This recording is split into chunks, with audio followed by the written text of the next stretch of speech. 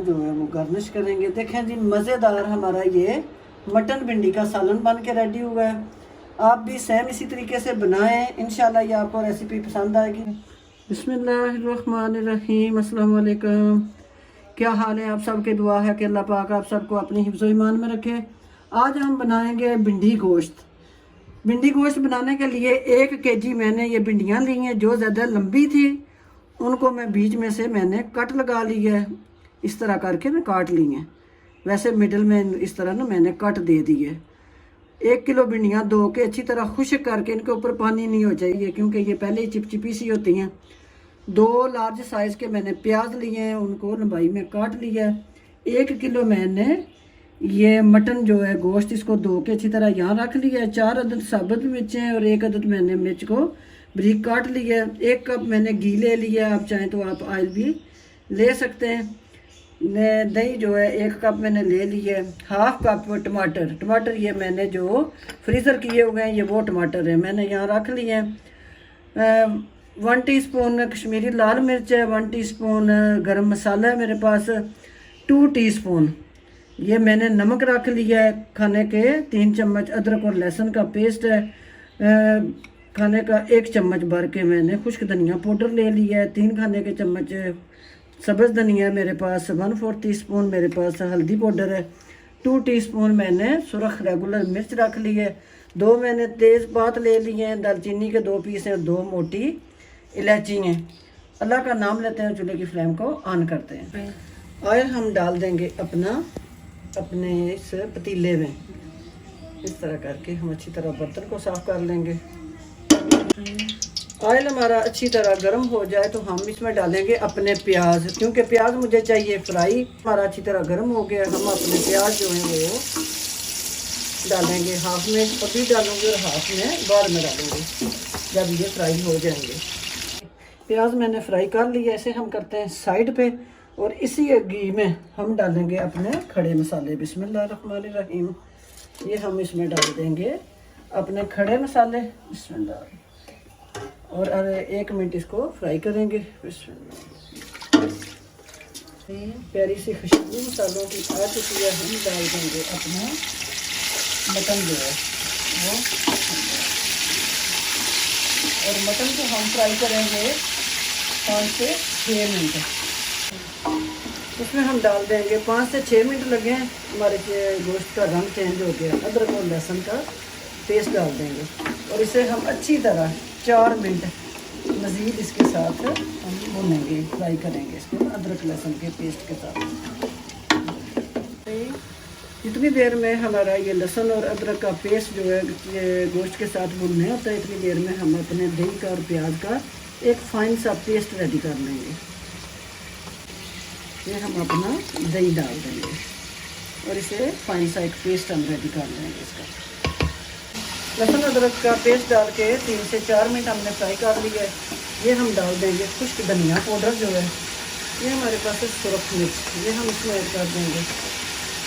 ये है कश्मीरी लाल मिर्च, ये हम इसमें डाल देंगे। ये नमक हम 1/2 टीस्पून रखेंगे भिंडियों के लिए। और ये मेरे पास है हल्दी पाउडर, ये हम डाल के इसको अच्छी तरह मिला लेंगे। मसाले 1-2 मिनट हमने अच्छी तरह भून लिए हैं। अब हमने ये टमाटरों की जो प्यूरी है फ्रीज़र करके रखी थी, ये हम इसमें डाल देंगे और इसको हिलाएंगे। 3 से 4 मिनट हम इसके साथ इसे भूनेंगे अच्छी तरह से।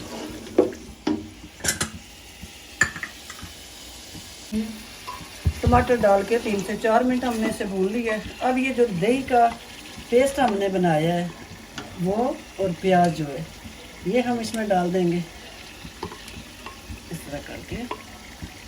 ये जो दही वाला पानी है ये भी हम थोड़ा सा जग में हमने पानी डाल के ना, तो वो भी हमने इसमें डाल दिया। अब हम इसे भून लेंगे 5 से 7 मिनट अच्छी तरह। 1.5 गिलास हम इसमें डालेंगे पानी। आप अगर डाल रहे हैं प्रेशर कुकर में तो 1 गिलास जो है वो काफ़ी है। मैं पानी डाल के हम इसमें डाल देंगे ये 3 सब्ज़ मिर्चें और इसे ढक्कन लगाएंगे दरमियानी से लो फ्लेम पे। 30 से 35 मिनट लगेंगे गोश्त को गलने में। अगर आप प्रेशर कुकर पे हैं तो 14 से 15 मिनट, 12 से 14 मिनट इतना ही लगेगा। मिलती हूँ आपसे मैं 30 मिनट के बाद। बिस्मिल्लाहिर्रहमानिर्रहीम। दूसरे चूल्हे की फ्लेम मैंने ऑन कर दी है। खाने के 2 से 3 चम्मच हम डालेंगे ऑयल और अच्छी तरह इसको गर्म कर लेंगे। आधी भिंडियाँ मैं इस वक्त डालूँगी इसमें और आधी मैं बाद में फ्राई करती हूँ। हाफ करके ना हम अपनी भिंडियों को फ्राई कर लेंगे। देखें जी, भिंडियों में लेस होती है, चिपचिपापन होता है। अब ये किस चीज़ से जाएगा? ये जाएगा लेमन के जूस से। तो मैं इसके ऊपर डालूँगी खाने के 2 चम्मच लेमन का जूस, 1 चम्मच इसके ऊपर और 1 चम्मच दूसरा जो बैग में डालूँगी उसमें।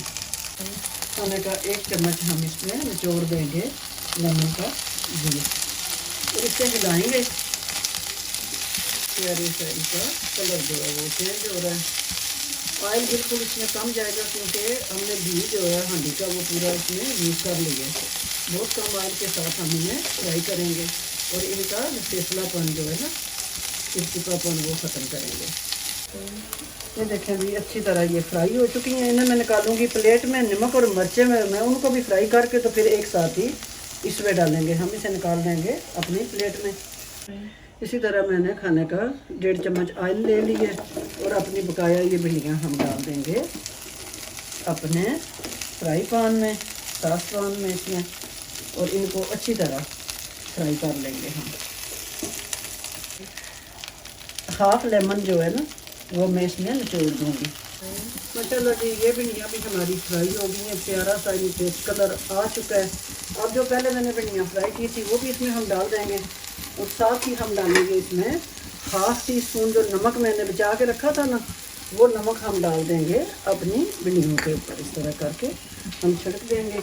इसी तरह हम हाफ टी स्पून सुरख जो मिर्च है वो हम इसमें इस तरह करके डाल देंगे और इसे अच्छी तरह हम हिला लेंगे।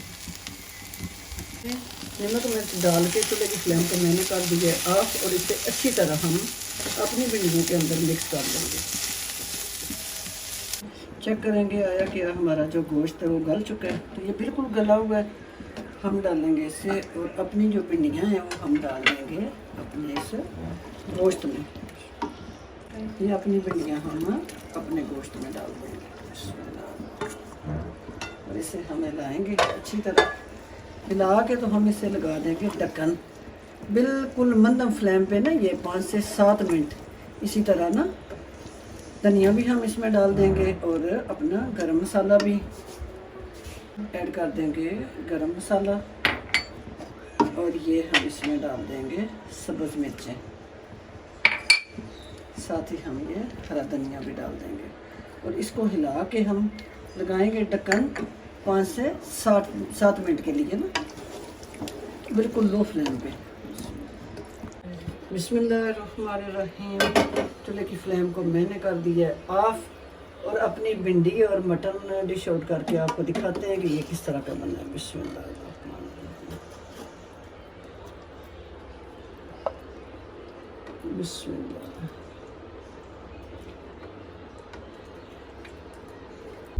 बिस्मिल्लाहिर्रहमानिर्रहीम। थोड़ा सा हम इसके ऊपर धनिया जो है वो गार्निश करेंगे। देखें जी, मज़ेदार हमारा ये मटन भिंडी का सालन बन के रेडी हुआ है। आप भी सेम इसी तरीके से बनाएं। इंशाल्लाह ये आपको रेसिपी पसंद आएगी। पसंद आए तो चैनल को सब्सक्राइब कीजिए। इंशाल्लाह फिर किसी नई रेसिपी के साथ मैं हाज़िर होंगी। तब तक के लिए इस नेक दुआ के साथ इजाज़त चाहूँगी। अल्लाह हाफिज़।